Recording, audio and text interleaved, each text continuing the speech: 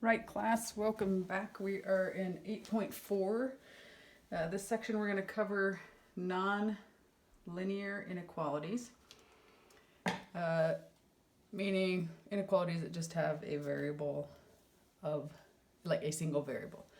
Okay, so and specifically we're going to solve polynomial inequalities of degree 2 or greater. So I kind of wrote out the steps here to begin with, and then as we go, I'll remind you of what each one of these mean. We want to write it in standard form. So a standard form would look like this.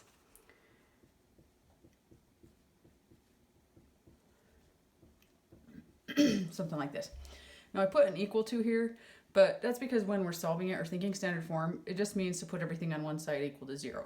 So depending, this sign right here will depend on whether it's a greater than, equal to, less than, equal to, just a greater than, or just a less than. Okay, so it could be any of those combinations, but for now we're just going to treat it like an equal to. Once it's all equal to, then we're going to solve the equation, solving by factoring or whatever method that we can. And I think all of these will be by factoring. So this is going to be an x minus 3 and an x minus 1. Okay, and what happens here, again, is we're saying, well, what would we have to plug in for x to make this 0? Or if I set each factor equal to 0, and I know this is an inequality, but we're going to set it equal to 0. You'll have to excuse my cough and clearing my throat. So we get that x is equal to 1 and x is equal to 3. Again, this would be the value that if I substitute it for x right here, would make this factor 0. So 3 minus 3 is 0.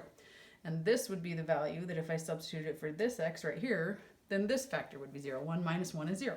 So these are our 2 points. But instead of being our solutions, because we're talking about an inequality, these are going to be what I'm going to call critical points. Okay, remember, way back when, if we said on a number line, hey, let's look at an equation 3x equals 9, and we solve this equation and we get that x is equal to 3. And that literally means, like, if this is 0, 1, 2, 3, then we're talking about this dot right here. And this is nonlinear, there's a single thing, so it's one-dimensional, just a dot. Okay, but then if we change this to an inequality that says greater than or equal to, then remember that we're not looking for the value of 3 anymore. We're looking for anything that would make this original statement true. So this would now become my critical point, and I need to determine whether or not 3 itself is included and which points are or are not included. When I do this, I plug in a value on one side and a value on the other side. In this case, I'm going to plug in 0 and I'm going to plug in 4. Again, I've got that critical point. So if I do 3 times 0, always plug in, okay, choose a point in the test region, always plug it in to the original equation. So 0 is greater than or equal to 9. This statement is a false statement. That means that this region is the false region. By default, because there's only one point here, it's either going to be at the left side or the right side, we automatically know that 4 will be true, but we can plug it in just to show that. 12 is indeed greater than or equal to 9, so this is true, so you can see. So we would say, well, yeah, 3 also works. If I plug in 3, the critical point itself, 3 is greater than or equal to 3. Again, the value or the critical point is included when the equal to is included because it makes the equal to part of the statement true. So I'm going to include this, and I'm going to include all of the values to the right here. Okay, and this is going to go on forever till we're approaching a positive infinity. Again, if this is kind of what we did in the past, now we're going to do this with quadratics, so kind of to get you up to speed here.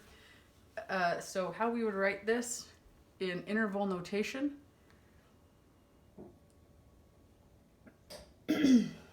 it would say 3 to infinity. Infinity would have a parenthesis. So a couple of rules to remember. So this just means any value from 3, including it, all the way to infinity, would make this original inequality true. So there's no difference between this and this other than we now have more than one critical point. Here we only had one, but here we could have two or more because the degree is 2 or greater.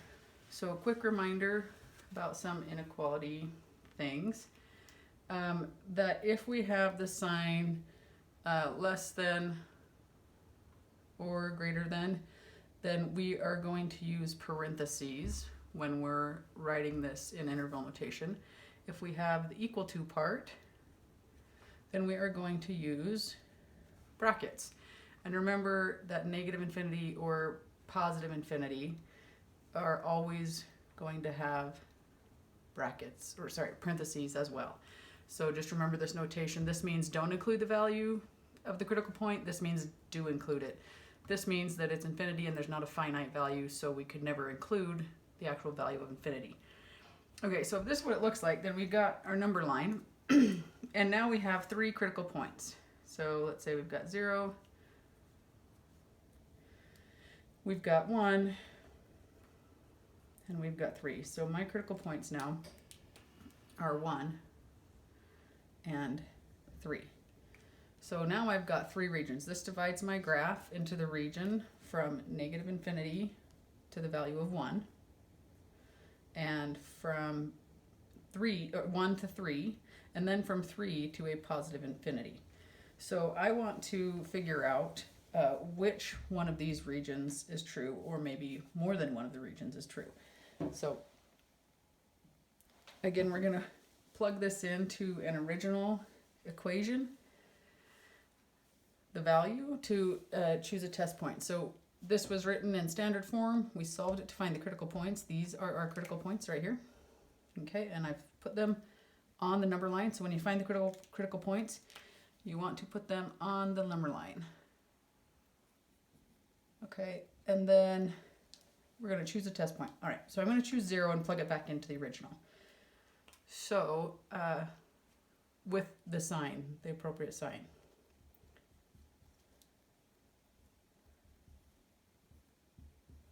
All right, so that's 0, this is 0, so we get that 3 is greater than or equal to 0. This is a true statement. So when x is 0, this is true. All right, so this region is true. Now we're going to check 2, because it's in the middle here. It doesn't matter, I could check 1.5 or 2.5 or 1.1 or 2.99999, but we're just going to do the easy thing here and check the value of 2 because it's within this next region of critical points. So we've got 2 squared minus 4 times 2 plus 3 is greater than or equal to 0. Well, 2 times 2 is 4, minus 8 plus 3 is greater than or equal to 0. That is 7 minus 8, so negative 1 is greater than or equal to 0. This is false. Negative 1 is over here. It's less than 0. So this gives me a false value. So I'm going to put false here. Now I'm going to plug in 4. 4 squared minus 4, because it's in the other region. 4 times 4 plus 3 is greater than or equal to 0. And again, notice that I'm plugging in every one of these test points. I'm substituting it into the original equation. That's really important to do. Because if you made a mistake somewhere along solving, then you would just perpetuate your error and think you found the right answer. So it's very important to plug back into the original. Okay, so we get then 4 squared is 16 minus 16 plus 3 is greater than or equal to 0. Of course, those sum to 0, and 3 is greater than or equal to 0, so this is true. So this region is true. All right, so again, don't have a lot of board space here, so I'm going to erase these substitutions, but we've got the whether they're true or false written here. And then we're going to write these solutions in interval notation. So that means that anything from negative infinity to 1, including 1 itself, because why would I make a bracket here? Well, it's included because we have equal to. So again, this isn't determined by anything other than whether the sign has the equal to part. And since it has an equal to, then we are going to put a bracket here. The only reason there's not a bracket here is because infinity never has a bracket. We're going to union this, though, because we've got to skip this region here. So we're going to say, yeah, it's everything from negative infinity to 1, union with 3. And again, we're including the value of 3 because this is greater than or equal to, and it goes all the way to infinity. Infinity always has that parenthesis. So all of the values from negative infinity to 1, including 1, are part of the solution, and from 3, including 3, all the way to positive infinity are part of the solution. This is how you're going to write the solution, and it is in interval notation. Next thing that I wanted to point out real quick before I forget is that because these are polynomial inequalities of degree 2 or greater, for instance, this is squared, so we know that this looks like a parabola. What that means is that this parabola is going to actually go like, oopsie, something like this. And this is literally saying, if I were to look at 0, the value of 0, where is it above that? Well, you can see that forever this is going to keep going and be there until it goes through the point 1. Then it's also going to go through the point 3. So even though we're only talking about what we see at the number line, this is what we're actually seeing. Okay, so this is where it's greater than 0. Why do we care about this piece of information? Well, because we know then if it's squared and this region is true, this region automatically has to be false, and this region is true because we're looking at a parabola that is facing upward.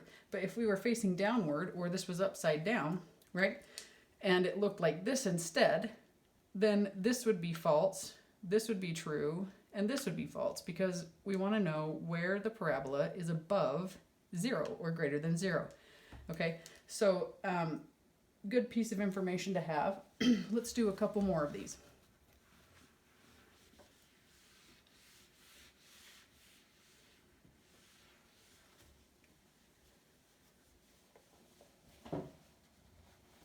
All right, let's do, what if they gave you the problem already factored? So say like it was like x minus 5, x plus 2, and is less than 0. Well, I'm supposed to write it in standard form. Does that mean I need to like multiply this back out? No, actually. They were nice enough to factor it for me. So if it's already in factored form, then I can find the critical points right now by saying, what would I substitute right here to make this factor 0? And what would I substitute right here? Well, to substitute here, we would put in 5, and to substitute here, we'd put in negative 2. 5 minus 5 is 0, negative 2 plus 2 is 0. Okay, so those are our critical points. So they already did some of the work for us. So let's see what this looks like. We've got negative 2, 0, and 5. All right, so again, drawing those lines in the sand, these are our critical points. Okay, so this is like the line in the sand. Okay, so that means that the region here is from negative infinity to a negative 2, from negative 2 to 5, and from 5 to a positive infinity. Well, because I'm pretty smart here, and you guys will be too, and I like to work smarter, not harder, I'm always just going to start with plugging in 0 into the original equation and then seeing if it's true, because, well, that's a lot easier. So I want to see if this middle region is true. Again, I want you to keep in mind that this is actually a parabola and that we're wondering where it's below 0. Where is it below this line? Okay, if it's upside down, then it's going to be below the line on the outsides. If it's right side up, it's going to be below the line in the middle here. Well, how can I tell if it's upside down or right side up? You're going to want to log this nugget away, but we'll talk about it again. If I were to FOIL these first two things, we get x squared. Because this is positive, we know that this parabola points upward. If I had a negative x squared, then this parabola would open downward. Again, we'll talk about this again. But I'm going to plug in 0 now and see if it's true or false. So I've got 0 minus 5. This is my original equation, even though it's already in factored form. So I've got 0 minus 5, 0 plus 2, and that's less than 0. Well, this is just negative 5 multiplied by 2, which is negative 10, and that's less than 0. This statement is a true statement. So if this is the true region, then I know that this is going to be false and this is going to be false. That also means, again, that it opens upward, and I want to know where it's less than 0. But we also want to recognize that this sign does not include greater than or equal to. So when we write the solutions here, we will have parentheses. So what is the solution? Well, it's not going to be a union this time. It's just literally going to be everything that is between here and here, but it's not going to include either -2 or 5 because there's no equal to. So I'm literally just going to transfer this number line graph down to interval notation. Okay, so this just says, hey, what would make this original statement true is all the values between -2 and 5, but don't include -2 and don't include don't include -2 and don't include 5. It's from -2 to 5. I think I said -5. All right. So they could give it to you factored. That does not mean that you need to multiply it back out and put it in this form. It means they've already done step 1 for you. Okay, so what would maybe something a little bit harder look like, or a little different maybe? Well, let's say we've got x squared plus a 5x, and that is going to be equal to 0. Okay, well, this is written in standard form. There's no constant here, but that's okay. Everything is equal to 0, and that's what I care about. So now I'm going to solve this through factoring. The GCF here is x, and that means I have x plus 5 left. So if I'm going to set each one of these factors equal to 0, then the values that are my critical points are 0 and -5. If I plugged in 0 for this value right here, then 0 times this would be 0. If I plugged in -5 right here, -5 plus 5 is 0 times whatever that would be, or would be -5, is also 0. So here's my critical points. All right, so this is going to, again, divide the graph into 3 portions.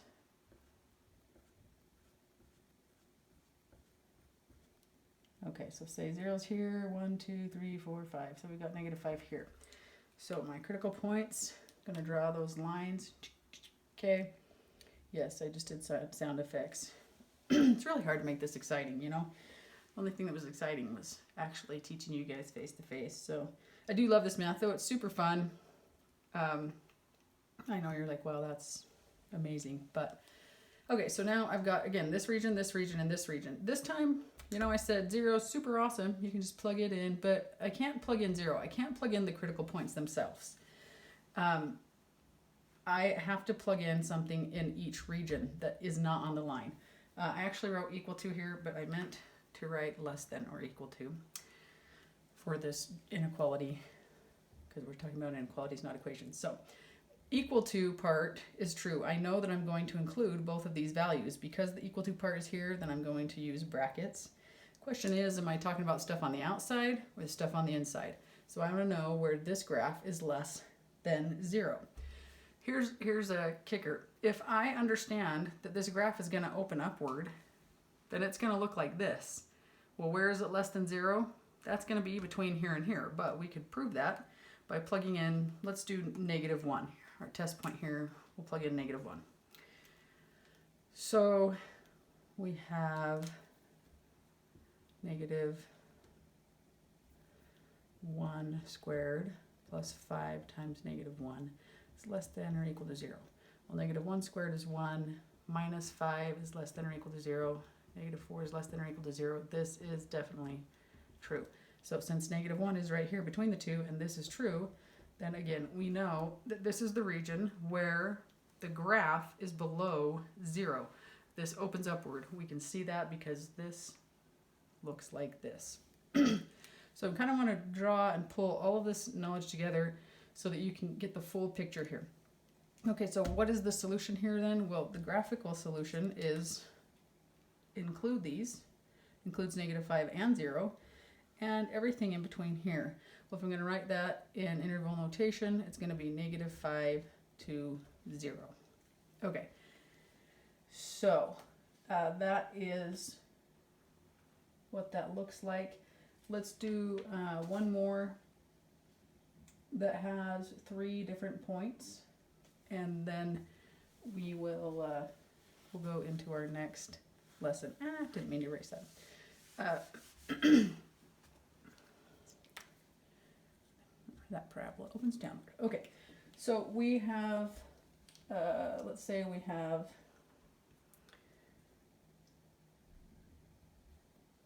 x plus 5, x minus 4, and x plus 1. And these are going to be greater than 0. Here's the deal. If I multiply these out, you know, I'd get this x squared minus 4x plus 5x minus 20. So it would be like x squared plus x minus 20. And then I would distribute again, or FOIL, or use vertical multiplication. But anyway, if I multiply here, this is going to be cubed. So remember that this is not a parabola. So we're talking about something that is greater, not a degree of 2, but this time we're talking about something that's greater than a degree of 2. Well, because this is cubed, it's going to look kind of like a snake. Okay, it might look like this, or it might look like this. All right, well, let's see then what we get here. Of course, this is not asking you to multiply these out. Again, if you have it in standard form, that means if it's all on one side and zeros on the other, you are solid, you're good to go. So we're going to start at step 2 and say, what is the value that I'd have to plug in here? Well, for this one, it would be -5.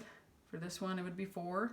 And for this one, it would be -1. Well, how did I get these? Well, I can either just look at it and say, obviously that would make it 0, or I could set each one of these factors equal to 0. I'm going to do it the easy way this time. -5, 4, and -1. All right, well, those are my critical points. So I'm going to draw my graph. And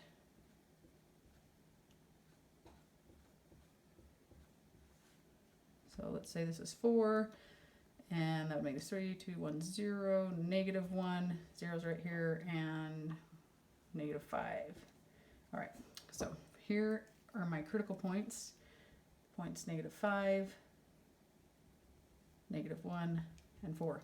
Now I have 4 different regions. I have this region from -infinity all the way to -5. I have the region -5 to -1, the region -1 to 4, and the region 4 to positive infinity. I've got to find out for each region if this is true or false. I can't use my magic trick with the parabola, is it opening up or down, because this isn't a parabola. So right now I know automatically that I am going to have parentheses on all of these, and that these values themselves will not be included. So -5 is not a solution, -1 is not a solution, and 4 is not a solution. Those are my critical points, but they won't be included when I write them. So again, let's start with 0 just because it's easiest. If I plug in 0 here, I get 0 plus 5, 0 minus 4, 0 plus 1, and that's greater than 0. Well, that's going to be 5 times -4 times 1. That's all going to be -20. -20 is greater than 0. This is definitely false. So that means that this region, where 0 is false. I won't include any value between -1 and 4 in my solution. All right, let's try, let's say -3. That's going to be here in this region. So I'm going to go -3 plus 5, -3 minus 4, and -3 plus 1. Well, this is 2, this is -7, and this is -2. Negative times negative is a positive, that's a 14, and 14 times 2 is 28. 28 is greater than 0. This is indeed true. So values in this region are true. All right, well, do I need to keep going here? Yes, yes we do. So let's plug in another value that's in a different region. Well, I'm going to plug in, so we plugged in -3, we plugged in 0. I'm going to plug in a positive 5 and see what we get. So substitute 5 for x and see if the original statement is true. Well, that's going to be 10 times a 1 times a 6. greater than 0. 60 is greater than 0. Well, what do you know? This is true as well. So this region is part of the solution. Everything from 4 to infinity, but not including 4. Okay, cool. Well, what about over here? Well, let's try plugging in -6.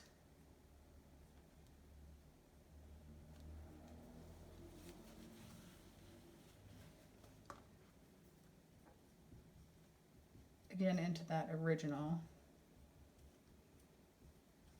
All right, this is going to give me -1. This is going to give me -10. And this is going to give me -5.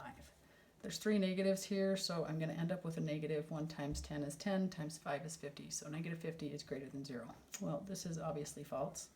And you'll notice this alternating pattern. Again, you're going to want to just stick to plugging in points because you're not going to be as familiar with these to know whether it's going to alternate or not. Well, what does this mean? Well, the graphical solution then would look like this. It's going to be not -5, but all the way up to it, and not -1, but all the way up to it, and 4, but not including it, all the way to infinity. So that's what the graph looks like. What does the interval notation look like? Well, the interval notation will say everything from -5 to -1, not including those values, but we're going to union that with 4, not including 4, to positive infinity. So any value greater, like I could plug in 100, I could plug in 1 million, I could plug in 20 trillion, and this statement would be true. All right, so that is solving non-linear inequalities in one variable. We worked with a couple problems with a degree of 2, and this one with a degree greater than 2. All right, thanks class.